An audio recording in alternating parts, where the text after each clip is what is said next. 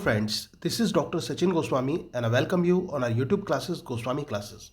दोस्तों आज मैं आपको पढ़ाने वाला हूँ टू वर्जन्स जो कि एक फेमस नॉवल है इंडियन इंग्लिश राइटर कमला मार्कंडे का लिखा हुआ। और दोस्तों ये आपके सिलेबस का पार्ट भी है। LT ग्रेड इंग्लिश की अगर आप तैयारी कर रहे हैं तो आपके सिलेबस में है ये टू वर्जन्स। अच्छी तरह से तैयार करना है और क्वेश्चंस डेफिनेटली एग्जाम में आना है, तो इसको आपको अच्छी तरह से तैयार करना है। दोस्तों सबसे पहले हमें जानना होगा कमला मार्कंडे के बारे में। कमला मार्कंडे की बात करें दोस्तों तो कमला मार्कंडे एक इंडियन इंग्लिश नॉवलिस्ट हैं और इनके नॉवेल्स की अगर जो हम थीम की बात करें तो इंडियननेस इनकी मेन थीम रही है, नेटिव एलिमेंट्स इनकी मेन थीम रही है। कहने का मतलब ये अपने नॉवेल्स में जो इंडियन रूट होता है उसको जगह देती हैं, यानी कि एक सॉइल से जुड़ी हुई है कमला मार्कंडे, भारतीय परंपराओं से जुड़ी हुई हैं कमला मार्कंडे। वो बात अलग है कि उन्होंने अपना जो टाइम था वो स्पेंड इंग्लैंड में किया था, लेकिन उसके बावजूद भी उन्होंने अपने जो इंडियन कल्चर है उसको जिंदा रखा। और यही कारण है कि कमला मार्कंडे के उपन्यासों में आपको सोशल वैल्यूज़ देखने को मिल जाएंगी, इंडियन कल्चर ट्रेडिशंस वैल्यूज़ आपको देखने को मिलेंगी, और जो एक real issues of Indian society हैं, जो भारतीय समाज की कुछ समस्याएं हैं जैसे कि गरीबी की समस्या होती है, जात पात की समस्या होती है और डाउन टू अर्थ सोसाइटी के बारे में होता है, वो सभी चीज़ें आपको यहाँ पर देखने को मिलेंगी। Even the part of dowry system you will find in the novels of Kamala Markandaya. तो जो भी भारत की हमारी रियल इश्यूज़ हैं, रियल प्रॉब्लम्स हैं, वो वहाँ पर हमें देखने को मिलते हैं। तो सोशल रियल इश्यूज़ को लेकर कमला मार्कंडे चलती हैं। इसके अलावा जो हमारी कल्चर, हमारी ट्रेडिशंस, जो हमारी वैल्यूज़ हैं उनको लेकर चलती हैं, और यही इनके उपन्यासों की थीम भी होती है। तो उम्मीद है कि आपको थीम समझ में आई होगी। तो दोस्तों अब हम बात करते हैं मार्कंडे के बर्थ की। जो कमला मार्कंडे हैं, कमला मार्कंडे का बर्थ 1924 में हुआ था। कब हुआ था? 1924 में हुआ था। याद रख लेना दोस्तों, 1924 में मैसूर में इनका बर्थ हुआ था। और इनके पूरे नाम की बात करें तो इनका पूरा नाम था कमला पूर्णैया मार्कंडे। ठीक है ना, कमला पूर्णैया मार्कंडे इनका पूरा नाम था। बाद में चलकर इनको पूर्णैया टेलर के नाम से भी जाना गया, लेकिन इन्होंने अपना जो सरनेम था ना मार्कंडे वही रखा। क्यों रखा? क्योंकि इनको लगता था कि अगर जो मैं मार्कंडे नाम रखती हूं तो मेरे जो इंडियन रीडर्स हैं, जो उपन्यासों को पढ़ने वाले हैं, वो टच में रहेंगे, और दूसरी बात मेरी जो इंडियन वैल्यू है वो भी बनी रहेगी। तो अपनी एक इंडियननेस से जुड़े रहने के लिए और अपने ये कह लीजिए या फिर अपने उपन्यासों को एक निरंतर प्रगति पर देखने के लिए इन्होंने अपना जो सरनेम था मार्कंडे वही यूज़ किया। जबकि इनकी जो शादी हुई थी वो एक अंग्रेज से हुई थी जिनका नाम था बर्टेड टेलर। बर्टेड टेलर उनका नाम था। बर्टेड टेलर से इनकी शादी हुई थी, लेकिन इन्होंने अपना नाम कमला पूर्णैया टेलर ना रख के इन्होंने क्या रखा? कमला मार्कंडे रखा। आई होप कि इतना आपको क्लियर हो गया होगा। दोस्तों 1924 में मैसूर में इनका बर्थ हुआ, ये क्लियर है आपको। इनका पूरा नाम कमला पूर्णैया मार्कंडे था। और अगर जो हम इनकी वर्क की थीम की बात करें तो मैंने आपको बताया social issues, realistic problems and cultural traditional values को इन्होंने मुख्य जगह दी अपने उपन्यासों में। और इसके इनके जो फेमस नॉवेल्स हैं दोस्तों उसमें नेक्टर इन अ सीव आता है, कोफर डैम्स आता है, और इसके अलावा इनका एक पॉस्थ्यूमस नॉवल है जो कि काफ़ी पॉपुलर हुआ, बॉम्बे टाइगर, जो कि पॉस्थ्यूमसली जिसको पब्लिश कराया गया था, बॉम्बे टाइगर, जो कि स्टोरी गांगुली की स्टोरी है। और बिल्कुल अगर जो हम उसकी कंपैरिजन करें तो दोस्तों उसकी कंपैरिजन थॉमस हार्डी का एक उपन्यास है द मेयर ऑफ कैस्टरब्रिज, उससे उसकी कंपैरिजन की जा सकती है।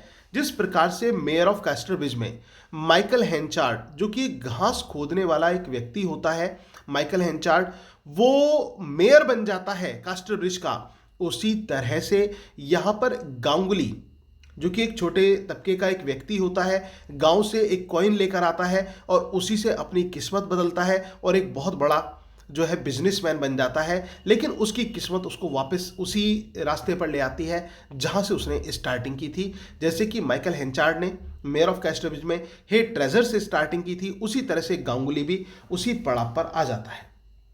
इसके अलावा दोस्तों इनका सम इनर फ्यूरी, जो कि अपने आप में बहुत इंपॉर्टेंट है, जो इनका सम इनर फ्यूरी है। और इसके अलावा मैंने आपको बताया प्लेजर सिटी, तो ये इनके फेमस नॉवेल्स रहे हैं। और इसमें नेक्टर इन ए सीव तो बहुत ही इंपॉर्टेंट है। और आपके कोर्स में, यानी कि आपके सिलेबस में जो दोस्तों नॉवेल है जो आपको अपनी तैयारी के लिए पढ़ना है, LT ग्रेड इंग्लिश की तैयारी के लिए आपको पढ़ना है, वो है टू वर्जन्स।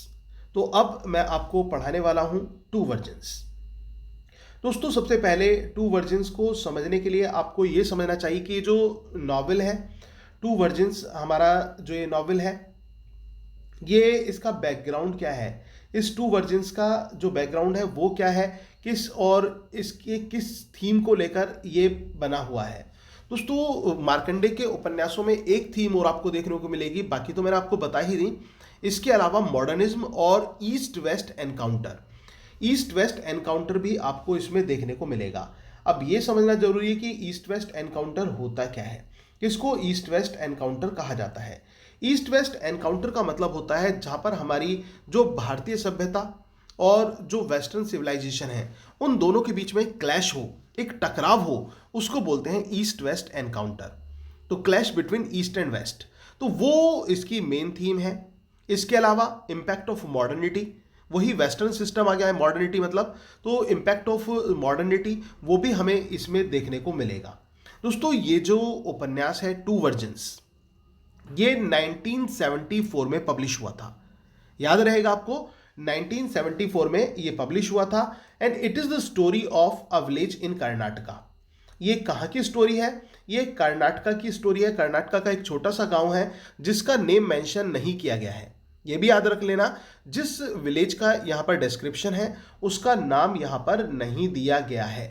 कर्नाटका का एक छोटा सा गांव है, उसका डिस्क्रिप्शन है दोस्तों इसमें, उसके बारे में बताया गया है। और लेकिन जो विलेज है उसका नाम नहीं दिया गया है। अब ये स्टोरी किसकी है दोस्तों, इसमें कैरेक्टर्स को जानना बहुत जरूरी है। ये तो आपको पता चल गया कि बैकग्राउंड क्या है स्टोरी का, क्योंकि कैरेक्टर्स को भी जानना बहुत जरूरी होता है।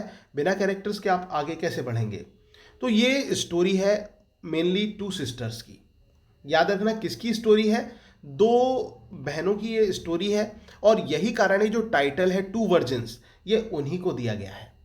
वर्जिन की अगर जो आप बात करें तो वर्जिन क्या होता है आप सभी को पता होगा, ऐसी लड़कियां जिनका कोई सेक्सुअल रिलेशन नहीं होता वो वर्जिन्स कहलाती हैं। तो ये जो दो वर्जिन्स हैं ये किस प्रकार से जो सेक्सुअल प्लेजर को पाने के लिए या फिर इम्पैक्ट ऑफ मॉडर्निटी के लिए किस प्रकार से अपनी वर्जिनिटी को लूज करती हैं उसकी ये कहानी है। लेकिन अगर जो हम बात करें इसमें तो दोस्तों हम दोनों बहनों को एक साथ तो नहीं कह सकते, लेकिन हाँ थोड़ा बहुत सिमिलैरिटी तो दोनों बहनों में मिलेगी। बट एक बहन ऐसी है जो अपने गांव में रहना चाहती है और दूसरी सिस्टर ऐसी है जो आगे जाना चाहती है और वेस्टर्न सिस्टम, जो वेस्टर्न हमारा कल्चर है, वेस्टर्न ट्रेडिशंस है, उनकी तरफ वो बहुत ज़्यादा प्रभावित है। ठीक है ना, तो वो किसकी तरफ प्रभावित है, वेस्टर्न कल्चर की तरफ प्रभावित है। अब ये जो जैसे मैंने आपको बताया दोस्तों, ये कहानी किसकी है, ये कहानी है ललिता की, ये कहानी है सरोजा की। ललिता और सरोजा ये दो बहनें हैं। इनमें से जो सरोजा है, सरोजा तो ऐसी है जो जिसको इंडियन वैल्यूज़ पसंद है, जिसको अपना गांव पसंद है। और दूसरी तरफ ललिता जो कि मोर ब्यूटीफुल है than that of Saroja, Saroja से बहुत ज़्यादा ब्यूटीफुल है ललिता। वो थोड़ी सी एक ग्लैमरस गर्ल है, उसको ग्लैमर पसंद है, उसको शहर का चकाचौंध पसंद है। और इसके अलावा जो ये वेस्टर्न सिस्टम होता है वो उसको पसंद है। तो वो अपने आप को ढालना चाहती है कहाँ पर, जो वेस्टर्न कल्चर्स है उसमें, कल्चर में उसमें ढालना चाहती है जो ललिता है। तो ललिता और सरोजा की ये कहानी आपको पता चल गया कि दोनों बहनें कैसी हैं। दोनों के बहनों के बीच में ईस्ट एंड वेस्ट क्लैश है। एक तो ईस्ट को बिलोंग करती है, एक वेस्ट को बिलोंग करती है। वैसे बिलोंग नहीं करती, कहने का मतलब एक को तो हमारा इंडियन कल्चर पसंद है और जो दूसरी है उसको वेस्टर्न कल्चर पसंद है। इंडियन किसको पसंद है दोस्तों? एग्जाम के पॉइंट ऑफ व्यू से क्वेश्चंस तैयार करते चले, अच्छी तरह समझते चले, जितना मैंने अभी तक बताया है वो आपको पता होना चाहिए। तो जो ईस्टर्न है वो किसको पसंद है? सरोजा को। और जो वेस्टर्न है वो ललिता को पसंद है। अब इनके मम्मी पापा की बात कर लेते हैं। अगर जो हम इनके पेरेंट्स की बात करें तो दोस्तों इनके फादर है अप्पा और इनकी मदर का नाम है अम्मा। और इनके फादर की एक सिस्टर है जो कि विडो है, और वो उनका नाम है आंट एलमेलू। याद रहेगा, आंट एलमेलू। आंट एलमेलू उनका नाम है। और इसके अलावा दोस्तों इस नॉवल में आपको एक कैरेक्टर और देखने को मिलेगा, मिस्टर गुप्ता का कैरेक्टर। मिस्टर गुप्ता कौन है? मिस्टर गुप्ता है एक फिल्म डायरेक्टर जो कि गांव में एक डॉक्यूमेंट्री मूवी बनाने के लिए आते हैं। तो मिस्टर गुप्ता एक फिल्म डायरेक्टर है। और इसके अलावा इसमें मिस मेंडोजा भी हैं। मिस मेंडोजा कौन है? ये क्रिश्चियन मिशनरी स्कूल को चलाती हैं गांव में। और ये इनका काम क्या है? बच्चों को क्रिश्चियनिटी की तरफ मूव करना, बच्चों को क्रिश्चियन बनाना, और इसके साथ साथ जो वेस्टर्न कल्चर है उसकी तरफ प्रभावित करना। ये इनका काम है मिस मेंडोजा का। और दोस्तों इसमें एक कैरेक्टर हमें और देखने को मिलेगा, वो है मिस्टर देवराज। देवराज कौन है? देवराज है मिस्टर गुप्ता के असिस्टेंट। मिस्टर गुप्ता तो ललिता की तरफ जो है इंपैक्टेड होते हैं, और दूसरी तरफ जो देवराज है वो सरोजा को अपने जिसको कहते हैं लस्ट का शिकार बनाना, वो बनाने की कोशिश करते हैं। क्या वो कामयाब हो पाते हैं या नहीं हो पाते हैं, वो भी आपको पता चलेगा स्टोरी को समझने के बाद में। तो दोस्तों देर ना करते हुए स्टार्ट करते हैं ये स्टोरी। इतना क्लियर है, बैकग्राउंड तो आपको क्लियर हो गया होगा, स्टोरी का बैकग्राउंड क्या है ये क्लियर है ना। तो दोस्तों ये जो स्टोरी है ये टू वर्जिन्स, ये कमला मार्कंडे के द्वारा लिखा गया एक उपन्यास है जो कि ललिता और सरोजा की कहानी है। किसकी कहानी है? ललिता और सरोजा। एग्जाम में क्वेश्चन पूछा जा सकता है कि टू वर्जिन्स किसका नॉवेल है? आपका आंसर होगा कमला मार्कंडे का। इसमें टू वर्जिन्स किसके लिए कहा गया है? आपका आंसर होगा दो सिस्टर्स के लिए। अगर जो पूछा जाए उन दो बहनों का नाम बताइए तो आपका आंसर होगा ललिता एंड सरोजा। अगर जो आपसे पूछा जाए कि इसकी थीम क्या है तो आपका आंसर होगा east west encounter. East west encounter और इंपैक्ट ऑफ मॉडर्निटी, ये इसकी थीम है। ठीक है। अगर जो आपसे ये पूछा जाए कि इन दो जो बहनें हैं इनके पेरेंट्स का नाम बताइए तो इनके पेरेंट्स का नाम है अप्पा और अम्मा। अप्पा फादर हैं, और इसमें मैं आपको एक बड़ी बात ये बताऊंगा दोस्तों कि जो अप्पा हैं, अप्पा विलेज में रहते हैं, एक विलेजर हैं, लेकिन उसके बावजूद ये इनको भी शहर की चकाचौंध पसंद है। और यही कारण है ये अपनी बेटी ललिता को, क्योंकि ललिता को समझते हैं ललिता को भी वो वेस्टर्न कल्चर वेस्टर्न ट्रेडिशंस पसंद है, और उस पसंद होने के पीछे कहीं ना कहीं हाथ किसका है? अप्पा का भी है, क्योंकि अप्पा हमेशा सपोर्ट करते हैं ललिता को, और वो चाहते हैं कि ललिता जो है वो बिल्कुल मॉडर्न गर्ल की तरह रहे, अपना जीवन एक आधुनिक लड़की की तरह व्यतीत करे। तो वो अप्पा ही होते हैं। अब ऐसे ही इनकी लाइफ चल रही होती है, और जो अप्पा हैं वो उसको सपोर्ट करते हैं। उधर दूसरी तरफ सरोजा अपने इंडियन कल्चर इंडियन ट्रेडिशंस को वैल्यू दे रही है, और जो ये ललिता है ये ललिता वेस्टर्न सिस्टम को देती है। अब दोस्तों होता क्या है, विलेज में एक दिन एक फिल्म डायरेक्टर आते हैं जिनका नाम है मिस्टर गुप्ता। कौन आते हैं? मिस्टर गुप्ता। अब मिस्टर गुप्ता आते हैं तो गांव के लोग भीड़ लगा लेते हैं, भाई चारों तरफ इकट्ठे हो जाते हैं, क्योंकि गांव में एक शूटिंग होनी थी। और वो शूटिंग किस चीज़ की होनी थी? एक मूवी थी, डॉक्यूमेंट्री मूवी, उसकी शूटिंग होनी थी। अब उस शूटिंग के लिए यहां पर ललिता को जब इस बात के बारे में पता चलता है तो ललिता प्लीड करती है मिस्टर गुप्ता से कि वो उसको एक रोल दे, और वो उसको ये भी कहती है कि जो क्रिश्चियन मिशनरी स्कूल है विलेज का, वहां पर उसने वेस्टर्न डांस सीखा है। अब ये भी क्वेश्चन इंपॉर्टेंट बनता है कि क्या मिस्टर गुप्ता अपनी डॉक्यूमेंट्री मूवी में ललिता को चांस देते हैं? तो आपका आंसर होगा यस, हाँ बिल्कुल देते हैं। ठीक है ना, क्या आंसर होगा? यस होगा, बिल्कुल चांस दिया जाता है।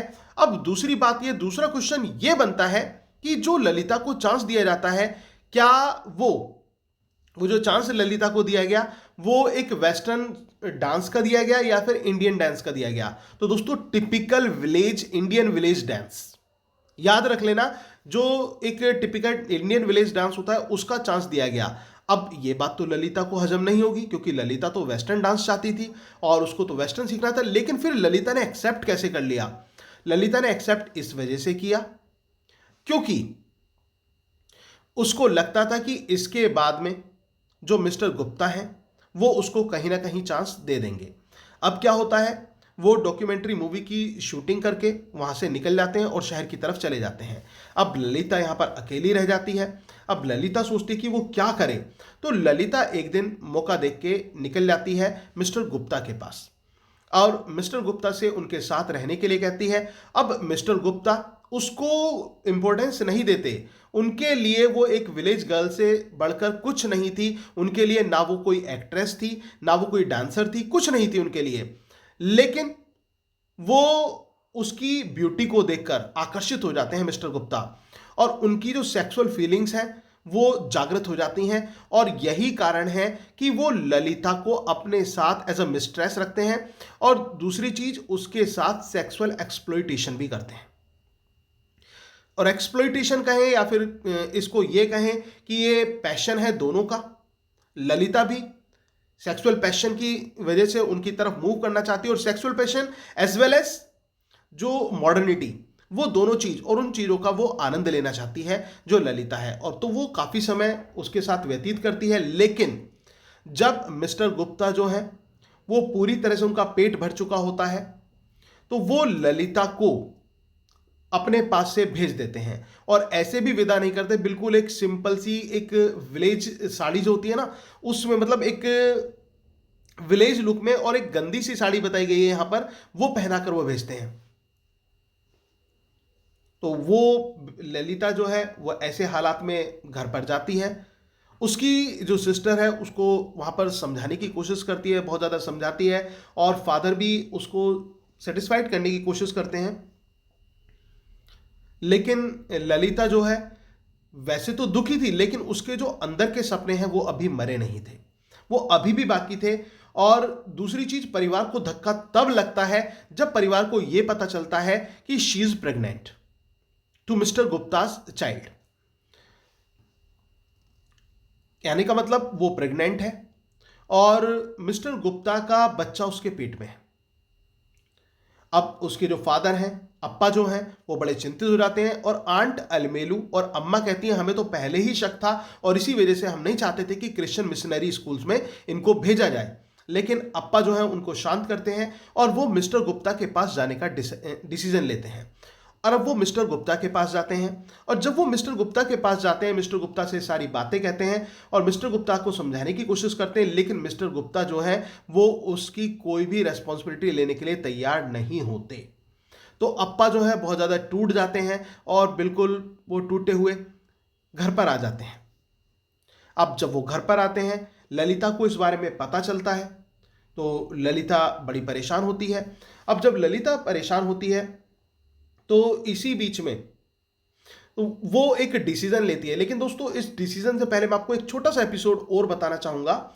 ये जब ललिता के बारे में मिस्टर गुप्ता के पास गए थे उनको कन्विंस करने के लिए कि वो उनकी जिम्मेदारी ले बच्चे की और उसकी, लेकिन मिस्टर गुप्ता ने मना कर दिया था। तो इसी बीच में सरोजा भी उनके साथ थी और सरोजा को देखकर जो इनका असिस्टेंट है देवराज, वो आकर्षित हो जाता है।